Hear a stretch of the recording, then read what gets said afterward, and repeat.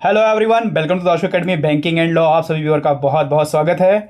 मुझे उम्मीद है कि आप अपनी तैयारी पूरी ऊर्जा और ध्यान के साथ अच्छी तरीके से कर रहे होंगे। दिन रात मिलाकर अपनी प्रिपरेशन बहुत अच्छे से करिए। अभी आपके पास 3 सब्जेक्ट हैं। फोकस होकर आप पूरी तरह के प्री की तैयारी में लगे रहिए और अच्छे से प्री जो है आप क्रैक करिए, प्री आप पास करिए। ठीक है, ये वीडियो है आपका IPS लॉ ऑफिसर स्केल 1 का, जिसमें हम बात करेंगे इंग्लिश लैंग्वेज के सब्जेक्ट के बारे में।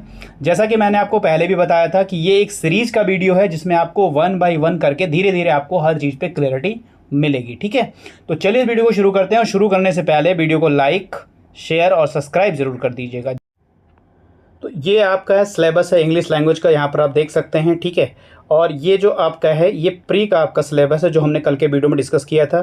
तो यहाँ पर जो पहले नंबर पर है इंग्लिश लैंग्वेज, इसी के बारे में हम डिटेल सब्जेक्ट देखेंगे, क्योंकि IBPS ने क्या किया है, केवल और केवल यहाँ पर इंग्लिश लैंग्वेज लिख दिया है और यहाँ पर नंबर ऑफ क्वेश्चन 50 दे दिया है।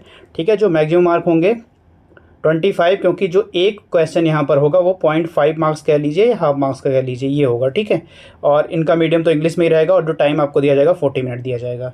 IBPS ने सिर्फ आपको इंग्लिश लैंग्वेज बताया है, तो आपको कैसे पता है जो फर्स्ट टाइम पेपर दे रहे होंगे, ठीक है, वो क्या क्या टॉपिक पढ़ेंगे, ठीक है, क्या क्या अपने एग्ज़ाम के लिए पढ़ेंगे। तो यहाँ पर हम जो डिटेल इसका सिलेबस है, ठीक है, वो यहाँ पर हम आपसे डिस्कस करेंगे कि आपके एग्ज़ाम में कौन कौन से टॉपिक से प्रश्न पूछे जाएंगे। ठीक है, तो इस एग्ज़ाम में 2 टाइप ऑफ स्टूडेंट मिलेंगे, 2 तरह के स्टूडेंट मिलेंगे, जिनका बैकग्राउंड जिनका बैकग्राउंड जो है इंग्लिश होगा। ठीक है, और एक स्टूडेंट जिनका बैकग्राउंड हिंदी होगा। इसका मतलब ये है, ठीक है, इसका मतलब ये है कि जो स्टूडेंट हिंदी मीडियम से हैं वो भी एग्ज़ाम को क्रैक करने के लिए अपनी पूरी प्रिपरेशन कर रहे हैं, और जो स्टूडेंट इंग्लिश बैकग्राउंड से हैं, ठीक है, जिनकी स्टडी जो है इंग्लिश में हुई है, और कुछ स्टूडेंट जो हिंदी मीडियम के हैं, उनको भी ये पेपर को क्रैक करना बहुत नेसेसरी है। क्योंकि इनके जो भी कट ऑफ होंगे, मैंने आपको बोला था 60 नंबर टारगेट करिएगा। ठीक है, आपका कट ऑफ क्लियर हो जाएगा। 125 में अगर आपने प्रिपरेशन अच्छी करी है तो 60 नंबर बहुत ईजिली आपको मिल जाएंगे। बट अगर आपने अच्छे से प्रिपरेशन नहीं करी है तो ये प्रॉब्लम क्रिएट होगा आपका।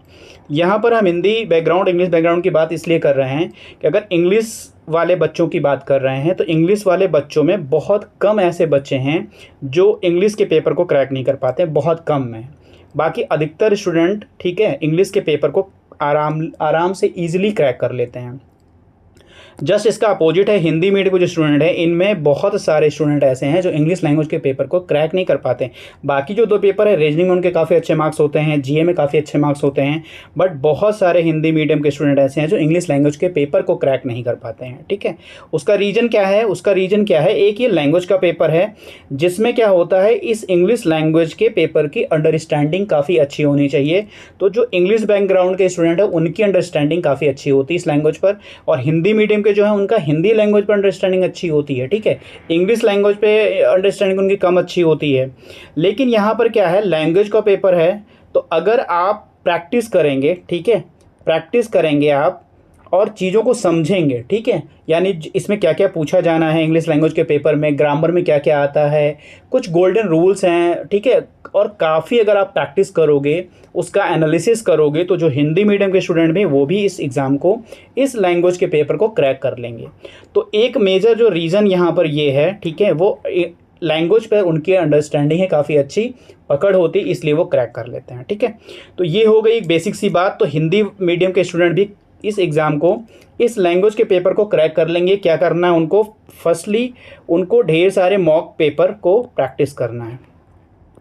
जितने भी मॉक पेपर वो प्रैक्टिस कर रहे हैं उनका एनालिसिस बहुत ज़रूरी है। जितने भी कर रहे हैं उनका एनालिसिस 1 टाइम 2 टाइम और 3 टाइम कर सकते हैं। ठीक है, साथ ही साथ जो टॉपिक हैं, ठीक है, उन टॉपिक पे पहले ग्रामर अच्छे से प्रिपेयर कर सकते हैं। ठीक है, कुछ गोल्डन रूल हैं उनको प्रिपेयर कर सकते हैं, याद कर सकते हैं, रिवीजन कर सकते हैं। उसके बाद सिर्फ प्रैक्टिस करके जितना भी प्रैक्टिस आप करोगे इंग्लिश लैंग्वेज के पेपर में आपको इजी होगा पेपर को क्रैक करने के लिए। ठीक है, तो ये मैं से बात कर रहा था जिनका बैकग्राउंड हिंदी मीडियम से है, और इसमें आपको जैसे 25 मार्क्स का इंग्लिश आना है तो कम से कम 15 नंबर आप टारगेट अगर कर लोगे इंग्लिश लैंग्वेज में, ठीक है, 15 नंबर अगर टारगेट कर लोगे तो आपका इंग्लिश लैंग्वेज का जो है वो कट ऑफ क्लियर हो जाएगा। ठीक है, बाकी आपकी रीजनिंग अच्छी होती है और GA भी अच्छा होता है, तो आप इस तरीके से अपना इंग्लिश लैंग्वेज का जो है वो आप क्वालिफाई कर लेंगे। ठीक है, तो सिर्फ टारगेट करिए मॉक टेस्ट पे, उनका एनालिसिस काफ़ी अच्छे से करिए, जो ग्रामर हैं उनको अच्छे से पढ़िए, लर्न करिए, याद करिए, गोल्डन रूल को याद करिए। ठीक है, और बहुत सारे वीडियोज़ जो फ्री पड़े हुए हैं अच्छे अच्छे जो टीचर के हैं उनको आप देखते रहिए। ठीक है, तो ये मैंने बेसिकली जो बात करी है वो हिंदी बैकग्राउंड से आने वाले स्टूडेंट के लिए करी, क्योंकि बहुत सारे स्टूडेंट ने मुझे व्हाट्सएप किया है कि मेरा सारा पेपर अच्छे से निकल जाता है और मैं रीजनिंग और जीए में काफ़ी अच्छे मार्क्स लाता हूँ, बट इंग्लिश का जो पेपर है उसका कट ऑफ क्लियर नहीं होता है। ठीक है, कभी 1 नंबर से कभी पॉइंट से मैं रह जाता हूँ।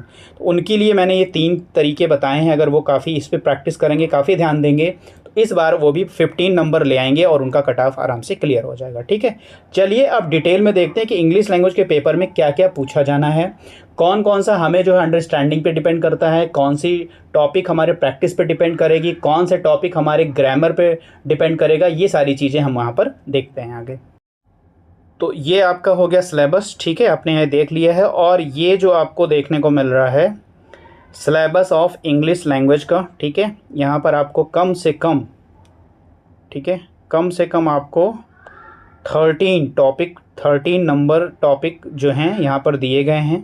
13 टॉपिक नेम यहाँ पर आपको दिए गए हैं, और इन 13 टॉपिक को आपको कौन कौन से टॉपिक जो है आपको पढ़ने हैं, कौन कौन से टॉपिक आपको समझने हैं। ठीक है, यहाँ पर सारी चीज़ें पहले एक बार मैं बता दूं कि आपके एग्ज़ाम में क्या क्या पूछा जाना है।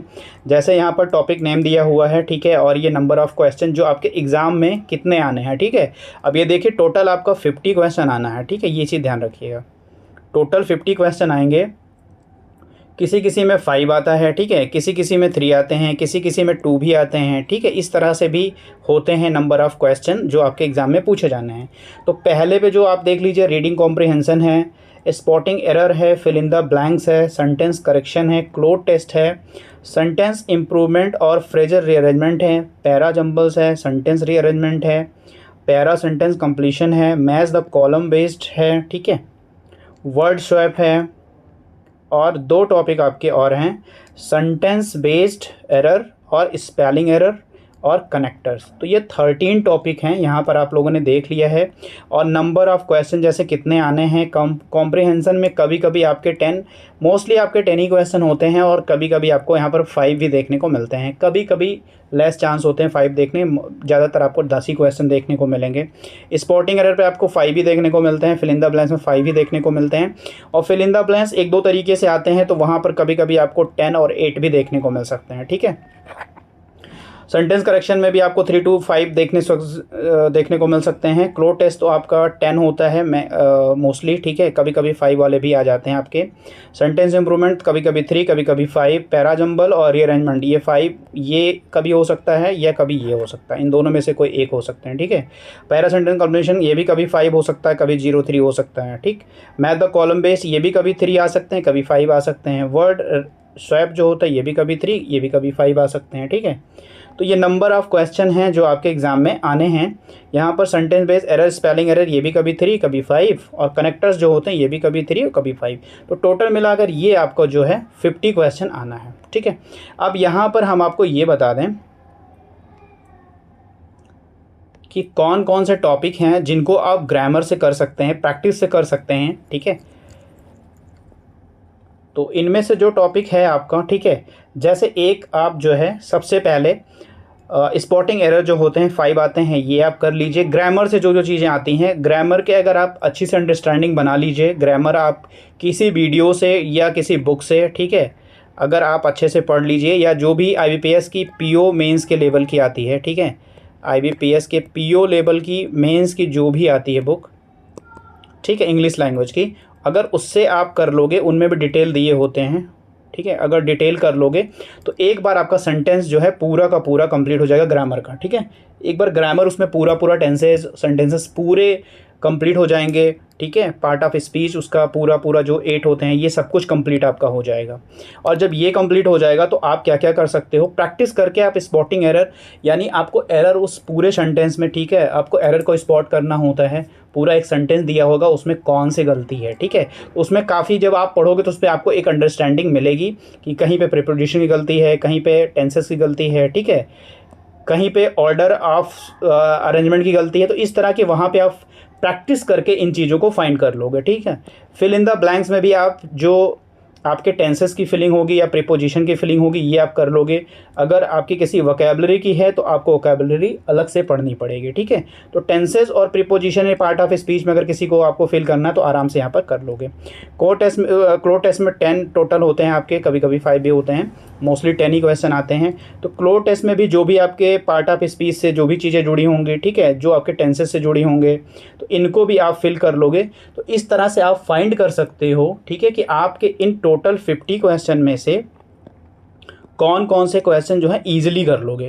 क्योंकि अगर आपकी अंडरस्टैंडिंग इंग्लिश लैंग्वेज में नहीं है तो 25 में आप 25 नहीं कर पाओगे, ठीक है। जो इंग्लिश बैकग्राउंड के हैं वो आराम से 22 23 आराम से कर लेते हैं, ठीक है, उनका हो जाता है, 20 तक हो जाता है, 17 तक हो जाता है, आराम से कर लेते हैं।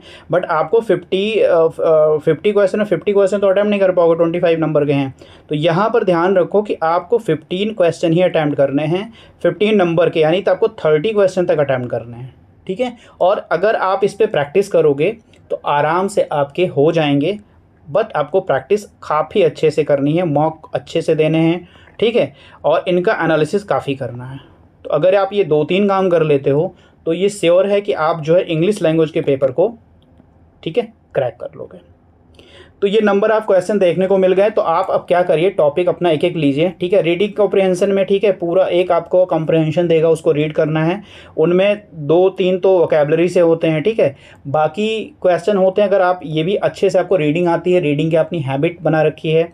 जो बच्चों ने मुझे व्हाट्सएप किया था उनको मैंने न्यूज़पेपर या नॉवेल, ठीक है, उनको रीडिंग करने के लिए बताया था, पहले फास्ट रीडिंग करो, अंडरस्टैंडिंग बनाओ, तो रीडिंग कॉम्प्रिहेंशन भी उनसे हो जाएगा, ठीक है। तो अपनी प्रैक्टिस करके समझिए, ठीक है, प्रैक्टिस करके समझ आप डेवलप करिए तो आपका ये पेपर काफ़ी इजी होगा, ठीक है। तो ये सारी चीज़ें जो हमें डिस्कस करनी थी कर लिए हैं, ठीक है। अगर किसी को भी इसका एक डेमो यानी मेमोरी बेस्ड पेपर चाहिए, ठीक है, इसका डेमो पेपर चाहिए इंग्लिश लैंग्वेज के सब्जेक्ट का, ठीक, तो वो मुझे व्हाट्सएप कर देगा। व्हाट्सएप नंबर जो है आपको डिस्क्रिप्शन बॉक्स में मिल जाएगा, तो वहाँ पर जाके आप मुझे व्हाट्सएप कर दीजिएगा। तो इसके इंग्लिश लैंग्वेज का एक पेपर जो है आपको डेमो के रूप में मिल जाएगा, ठीक है, एक डेमो के रूप में आपको मिल जाएगा। तो आप उससे एक अंडरस्टैंडिंग बना पाओगे कि जो क्वेश्चन के टॉपिक हैं वो किस तरह के क्वेश्चन हमारे एग्ज़ाम में आ सकते हैं, ठीक है। बाकी जो भी आपकी क्वेरी होगी तो आप मुझसे पूछ सकते हैं व्हाट्सएप से या कमेंट बॉक्स में कमेंट करके, ठीक है। तो ये हो गया डिटेल वीडियो हो गया आपके इंग्लिश लैंग्वेज के सब्जेक्ट पर। अगला जो आपको मिलेगा वो रीजनिंग का मिलेगा, ठीक है। उसके बाद जो आपको जीए का मिलेगा, उसके बाद आपको मेंस का मिलेगा, और मेंस के बाद आपको जो भी टॉपिक पे, जैसे अगर जीए पे आपको क्वेश्चन चाहिए या आप उसका डिटेल वीडियो चाहिए तो आपको 1 बाय 1 करके आपको पर डे मिलेगा। और अभी आपके पास बहुत अच्छे से टाइम है, ठीक है, तो इसको अच्छे से आप प्रिपेयर करिए, ठीक है। तो चलिए मिलते हैं नेक्स्ट वीडियो में। God bless you to all, thank you for watching.